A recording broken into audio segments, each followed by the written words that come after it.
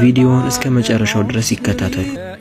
አንድ ፈኽሩዲን የተባለ ምስኪን ወጣት ሚስትን ያገባል። ሚስትየውም አንድ ልጅን ወለደችለት። ፈኽሩዲንም ልጁ እንደተወለደ አሪፍ ስራን ካገኘሁ ብሎ ሀገርን ለመቀየር ያስባል።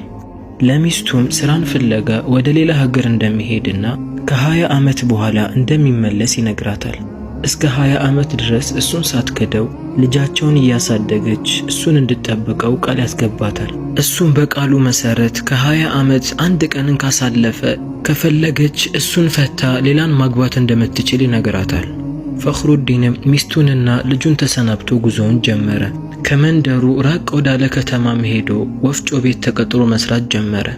የወፍጮ ቤቱ ባለቤት ጥሩ ሰው ነበር። ፈኽሩዲንም በስራው ላይ ታታሪ ስለነበር እንደ ልጁ ነበር የሚያየው። ፈኽሩዲንም ለ20 ዓመታት ምንም ሳይሰለች በደንብ ይሰራ ነበር። 20 ዓመቱም እንደሞላ ለአሰሪው ሄዶ ወደ ቤተሰቦቹ መመለስ እንደሚፈልግና እስካሁን የሰራበትን ደሞዙን እንዲሰጠው ጠየቀው። አሰሪውም የተወሰነ ዓመት እኔ ጋር ብትቆይ ደስ ይለኝ ነበር አለው። ነገር ግን ፈኽሩዲን አይ ሚስቴና ልጆቼን ከ20 ዓመት በኋላ እንደመመለስ ቃል ገብቼላቸዋለሁ፣ ወደ ቤተሰቦቼ መመለስ እፈልጋለሁ አለው። አለቃውም አልተጫነውም ነበር። 3 የወርቅ ሳንቲሞችን አውጥቶ ይሄ ላንተ አናሳ ቢሆንም ለአሁን ያለኝ ይሄንን ነው ብሎ ሰጠው። ፈኽሩዲንም ከአለቃው ጋር ተሰናብቶ የተሰጠውን ደሞዙን ተቀብሎ ጉዞውን ወደ መንደሩ አደረገ። በመንገዱ ላይ እየሄደም ሳለ 3 ሰዎችን አገኘ። ከ3ቱ ሰዎች 2ቱ ወጣት ሲሆኑ አንደኛው ደግሞ ጎልማሳ ነበር። ፈኽሩዲንም ከነሱ ጋር ተግባብቶ መንገድ ላይ አብረው እያወሩ መሄድ ጀመሩ። ነገር ግን ጎልማሳው ሰውዬ ከነሱ ጋር አያወራም ነበር። ብቻ ወደ ሰማይ አሞራዎችን እየተመለከተ ይስቅና ይገረም ነበር። ፈኽሩዲንም በሰውየው ተግባር ተገርሞ 2ቱን ልጆች ሽማግሌው ማን እንደሆነ ጠየቃቸው። እነሱም አባታቸው እንደሆነና የወፍ ቋንቋን ስለሚያውቅ ሚያወሩትን እየሰማ እንደሚገረም ነገሩት። ለምንድነው ማያወራው ብሎ ፈኽሩዲን ድጋሚ ጠየቃቸው። ልጆቹም ንግግር እሱ ዘንድ የወርቅ ያህል ዋጋ አለው ብለው መለሱለት። ፈኽሩዲንም ለአንድ ንግግር ምን ያህል ወርቅ ነው የሚፈልገው ብሎ ጠየቃቸው። 2ቱ ልጆቹም ለአንድ ንግግር 1 የወርቅ ሳንቲም ነው የሚፈልገው አሉት። ፈኽሩዲንም በውስጡ ይሄ ጎልማሳ ምን አይነት ንግግርን ቢናገር ነው ለእያንዳንዱ አረፍተ ነገር 1 የወርቅ ሳንቲምን የሚቀበለው ብሎ የሚናገረውን ነገር ለማወቅ ጉጉት አደረበት። ወዲያውኑም ካለው 3 የወርቅ ሳንቲሞች አንዱን አውጥቶ ለጎልማሳው ሰጠው። አዛውንቱም አውሎ ንፋስ ያለበት ወንዝ ውስጥ እንዳትገባ አለው። ፈኽሩዲንም በንግግሩ ተገርሞ መንገዳቸውን ቀጠሉ።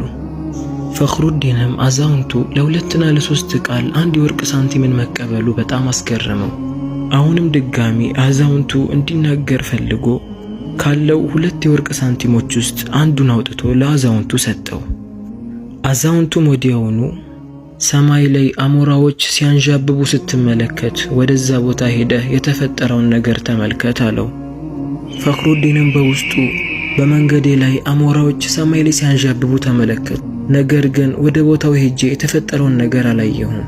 የቀረችኝን የወርቅ ሳንቲም ለአዛውንቱ ሰጥቼ የመጨረሻ ንግግሩን መስማት እፈልጋለሁ አለና ያለችውንና የቀረችውን የወርቅ ሳንቲም አውጥቶ ለአዛውንቱ ሰጠው። አዛውንቱም ወርቁን ከተቀበለ በኋላ እንዲህ አለ፣ ማንኛውም ነገር ቸኩለህ ከመስራትህ በፊት ቢያንስ በውስጥህ እስከ 15 ድረስ ቁጠር አሉት። ከዛም ተያይዘው መንገዳቸውን ቀጠሉ። ትንሽ ከተጓዙም በኋላ ፈኽሩዲን 3ቱን ተሰናብቶ ወደ መንደሩ መሄድ ጀመረ። በመንገዱ ላይም እየሄደ ሳለ አንድ ንፋስና አውሎ ንፋስ የበዛበትን ወንዝ አገኘ። የአዛውንቱን ምክር አስታወሰና ወንዙን ሳይሻገር ዳር ላይ ቁጭ ብሎ የያዘውን ስንቅ መብላት ጀመረ። ፈኽሩዲንም እዛው ቁጭ ብሎ ሳለ አንድ ፈረሰኛ ወደሱ ጋር ብቅ አለ። ለምንድነው ወንዙን ማትሻገረው? ለምን ቁጭ አልክ ብሎ ጠየቀው። ፈኽሩዲንም አይ የወንዙ ንፋስ ኃይለኛ ስለሆነ እስኪያባራ እዚሁ ቁጭ እላለሁ አለው። ፈረሰኛው ግን ምን አይነት ሞኝ ሰው ነህ? እንዴት እንደምሻገረው እኔ ያሳየሃለሁ አለው። ፈረሰኛውን በድፍረት ወንዝ ውስጥ ገባ። ነገር ግን የወንዙ አውሎ ንፋስ ኃይለኛ ስለነበር ከነፈረሱ ወንዝ ላይ ወደቀ። ሰውየውም ሰምጦ ቀረ። ፈረሱ ግን አጀሉ አልደረሰምና መትረፍ ቻለ። ፈኽሩዲንም ባየው ነገር በጣም ተገረመ። ፈረሱ ላይም ወጣና ወንዙን ለማሻገር የሚያመቸውን ድልድይ መፈለግ ጀመረ። ትንሽ ከተጓዘም በኋላ ወደሱ መንደር የሚያስኬደን አንድ ድልድይን ተመለከተ። በዛ ድልድይ ላይ ማቋረጥ ጀመረ። ትንሽ ከተጓዘም በኋላ ሰማይ ላይ አሞራዎች ሲያንዣብቡ ተመለከተ። የአዛውንቱንም ምክር አስታውሶ እዛ ቦታ ላይ ምን እንደሚካሄድ ለማወቅ ወደዛ ቦታ አመራ። 3 ሌቦች ሞተው ተመለከተ። በእነሱም አቅራቢያ አንድ ትልቅዬ ቦርሳ ነበር። ቦርሳውንም ከፍቶ ሲመለከት ብዙ የወርቅ ሳንቲሞች ነበሩት። እኒህ 3 ሰዎች በመንገዳቸው ላይ ከሰው የሰረቁት ነበር። እዚህ ቦታ ላይም ለመከፋፈል ወሰኑ። ነገር ግን እርስ በርሳቸው ባለመግባባታቸው 3ቱም እርስ በርስ ተገዳደሉ። ፈኽሩዲንም የወርቁን ሳንቲም ይዞ መሄድ ጀመረ። ፈኽሩዲንም የአላህ ፍቃድ ሆኖ በሰላም ወደ ቤቱ መመለስ ቻለ። ወደ ቤቱም ቀረብ ብሎ ሲመለከት ሁሉም ነገር እንደ ድሮ ነበር። በሩንም ከፍቶ ወደ ውስጥ ሊገባ አሰበ። ነገር ግን በውስጡ ለ20 ዓመታት ድረስ ቆይቻለሁ፣ ሚስቴ አሁን ምን እንደምታደርግ በድብቅ መመልከት እፈልጋለሁ አለ።